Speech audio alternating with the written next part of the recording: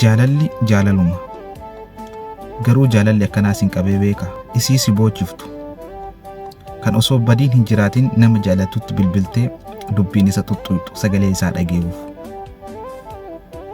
kan garuu onnee kee keessa isa malee namni biraa hin jirre kan waliin haasayuu barbaaddu kan waliin haasoftummoo walii galuu hin dandeenye jaalalli akkanaa si qabeera walumaa galatti maal jechuu barbaade jaalala akka lamatti ilaale jaalala jibba fakkaattee jaalala qulqulluu of keessaa qabdu jaalala immoo jaalala fakkaattee jaalala sobaa